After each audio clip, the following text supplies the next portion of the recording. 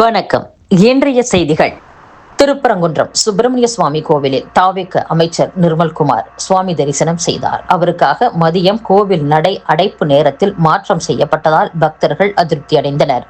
சென்னையில் இருந்து மதுரை வந்த அமைச்சர் நிர்மல்குமார் திருப்பரங்குன்றம் தொகுதியில் பல்வேறு நிகழ்ச்சிகளில் பங்கேற்றார். அவர் நேற்று மதியம் 12:55 சுப்பிரமணிய சுவாமி கோவிலில் தரிசனம் செய்ய சென்றார். கோவில் முன் கட்சியினர் அவரை வரவேற்றனர். கோவிலுக்குள் சென்ற அமைச்சருக்கு கோவில் சார்பில் பூரண கும்ப மரியாதை வழங்கப்பட்டது. துணை கமிஷனர் ஞானசேகரன், அறங்காவலர்கள் சண்முக சுந்தரம், ராமையா, கண்காணிப்பாளர் சத்யசீலன் வரவேற்றனர். பின்னர் அமைச்சரின் ஆதரவாளர்கள் 50க்கும் மேற்பட்டோருடன் மூலஸ்தானம் சென்று தரிசனம் செய்து திரும்பினர். கோவிலில் வழக்கமாக மதியம் 12:30 உச்சிக்கால பூஜை துவங்கும். மதியம் 12:45 கோவில் ராஜகோபுரத்தின் கீழ் உள்ள மண்டபத்தில் உள்ள பெரிய கதவுகள் சாத்தப்படும். பக்தர்கள் அனுமதிக்கப்பட மாட்டார்கள். விழா காலங்களில் மட்டும் மதியம் நடை சாத்தப்படாமல் பக்தர்கள் அனுமதிக்கப்படுவர். பக்தர்கள் கூட்டம் அதிகமுள்ள நாட்களிலும் திருமண நாட்களிலும் வழக்கம் போல் மதியம் 12:45 மேல் பக்தர்கள் கோவிலுக்குள் அனுமதிக்கப்பட மாட்டார்கள். அதற்கு முன்பே கோவிலுக்கு சென்ற பக்தர்கள் தரிசனம் முடித்து வெளியேறிய பின் நடை சாத்தப்படும். அமைச்சர் நிர்மல்குமார் மதியம் 1 மணி அளவில் கோவிலுக்கு சென்றார். மதியம் 1:06 மூலஸ்தானத்தில் ஆதரவாளர்களுடன் தரிசனம் முடித்து மதியம் 1:15 வெளியில் வந்தார். அதன் பின்பே கோவில் நடை சாத்தப்பட்டது. வழக்கமாக பக்தர்கள் மூலஸ்தானத்தில் தரிசனம் முடித்து மடப்பள்ளி மண்டபம், சஷ்டி மண்டபம் வழியாக வெளியில் அனுப்பப்படுவர். அமைச்சருக்காக பெரிய நிலை கதவு திறக்கப்பட்டு முன்பக்க வாசல் வழியாக வெளியே அனுப்பப்பட்டார். அமைச்சர் மூலஸ்தானத்தில் தரிசனம் செய்த வீடியோ சமூக வலைதளங்களிலும் வைரலாக பரவியது. இதனால் பக்தர்கள் கடும் அதிருப்திக்கு உள்ளாகியுள்ளனர். திமுக ஆட்சியில் டாஸ்மாக் குடிமையங்களில் நடந்த குற்றங்கள் மற்றும் அது தொடர்பாக பதிவு செய்யப்பட்ட வழக்குகள் குறித்து மாநிலம் முழுவதும் போலீசார் கணக்கெடுப்பு நடத்தி வருகின்றனர். தாவேக தலைவர் விஜய் முதல்வராக பொறுப்பேற்ற பின் தமிழகம் முழுவதும் பள்ளி, கல்லூரி உள்ளிட்ட கல்வி நிலையங்கள், வழிபாட்டு தலங்கள், மக்கள் அதிகம் கூடும் பேருந்து நிலையங்கள் ஆகியவற்றின் அருகே உள்ள 717 டாஸ்மாக் கடைகளை மூட உத்தரவிட்டுள்ளார். இதையடுத்து டாஸ்மாக் நிறுவன அதிகாரிகள் 160க்கும் மேற்பட்ட டாஸ்மாக் கடைகளை மூடியுள்ளனர். இதற்கான பணிகள் தொடர்கின்றன. இந்நிலையில் குறித்த நேரத்தில் டாஸ்மாக் கடைகளை மூட வேண்டும். 21 வயதுக்கும் குறைவான நபர்களுக்கு மதுபானங்கள் விற்றால் கடும் நடவடிக்கை எடுக்கப்படும் என போலீசார் எச்சரித்துள்ளனர்.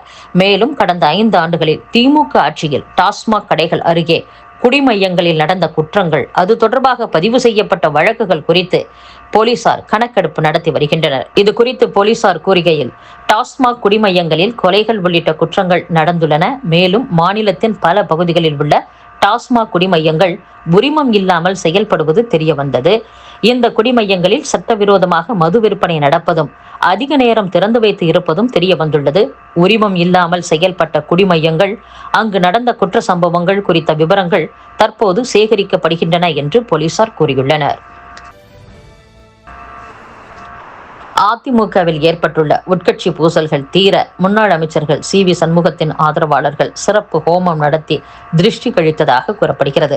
அதிமுக பிளவுபட்ட நிலையில் கட்சி ஒன்றாக வேண்டும் எனவும் பழைய செல்வாக்கை பெறவும் வேண்டி கட்சி நிர்வாகிகள் ஆன்மீக வழிபாடுகளில் இறங்கியுள்ளனர். இந்நிலையில் கட்சியின் நலன் கருதியும் தடைகள் நீங்கவும் முக்கிய நிர்வாகிகள் இணைந்து சென்னை MRC நகரில் முன்னாள் அமைச்சர் ஒருவரின் வீட்டில் ஹோமம் மற்றும் சிறப்பு வழிபாடு நடத்தினர். அங்கு கட்சியில் ஏற்பட்டுள்ள பிரச்சனைகளை சரி செய்ய பல்வேறு ஆலோசனைகள் நடந்து வருகின்றன. மேலும் கட்சிக்கு ஏற்பட்டுள்ள திருஷ்டி மற்றும் தடைகள் விலக சி.வி. சண்முகம், வேலுமணி ஆதரவு MLA-க்களுக்கு தேங்காய், எலுமிச்சை சுற்றுவது உட்பட திருஷ்டி கழிக்கும் செயல்களும் அரங்கேறியுள்ளன. அதிமுகவில் உள்ள அதிருப்தி MLA-க்கள் எண்ணம் ஈடேற வேண்டும், கட்சி அவர்கள் கட்டுப்பாட்டிற்கு வர வேண்டும் என்பதற்காக இந்த பரிகாரம் நடத்தப்பட்டதாக கூறப்படுகிறது. திராவிடர் கழக தலைவர் வீரமணி மன்னிப்பு கேட்க வேண்டும் என்று இந்து மக்கள் கட்சி தலைவர் ராம ரவிக்குமார் வலியுறுத்தியுள்ளார். இது குறித்து அவரது அறிக்கையில், சுற்றுலா, பண்பாடு மற்றும் இந்து சமய அறநிலையத்துறை செயலாளராக IAS அதிகாரி ஸ்வர்ணா நியமிக்கப்பட்டதும், இந்து சமய அறநிலையத்துறை செயலராக பிராமண அம்மையார் நியமனமா என திராவிடர் கழக தலைவர் வீரமணி கேள்வி எழுப்பியுள்ளார். அவர் எப்போதுமே பிராமண எதிர்ப்பு கண்ணாடி அணிந்து வாழ்க்கை நடத்துபவர். ஒரு IAS அதிகாரி எந்த துறையிலும் பணியமர்த்தப்படுவார் என்பது அரசு விதி. அதன் அடிப்படையில் இந்து சமய அறநிலையத்துறை செயலராக சுவர்ணா நியமிக்கப்பட்டுள்ளார். இவரை விமர்சிக்கும் வீரமணி, இதற்கு முன் இந்து சமய அறநிலையத்துறைக்கு பணியமர்த்தப்பட்ட செயலர்களை அவர்களின் ஜாதி பெயரை குறிப்பிட்டு அழைக்காதது ஏன்? கடந்த திமுக ஆட்சியில் அரசு தலைமை வழக்கறிஞராக நியமிக்கப்பட்ட ராமனுக்கு எதிராக குரல் எழுப்பாதது ஏன்? ஒவ்வொரு அதிகாரியின் ஜாதி பார்த்து ஆதரவு எதிர்ப்பு தெரிவிக்கும் வீரமணியின் மனநிலை எவ்வளவு வக்கிரமானது என்பதை ஒவ்வொருவரும் புரிந்து கொள்ள வேண்டும். பிராமணர் என்று அழைத்தாலும் தவறு, மற்ற ஜாதி பெயர்களை கூறி அழைத்தாலும் தவறு. எனவே வீரமணி தன் பேச்சுக்கு மன்னிப்பு கேட்க வேண்டும். பிராமண எதிர்ப்பு கண்ணாடியை மாற்றி பொதுப்பார்வை கண்ணாடியை அணிய வேண்டும் என்றும் கூறியுள்ளார். மேற்கு வங்க மாநிலத்தில் பயிற்சி மருத்துவர் பாலியல் வன்கொடுமையால் கொலை செய்யப்பட்டதில் 3 IPS அதிகாரிகள் இடைநீக்கம் செய்யப்பட்டுள்ளனர்.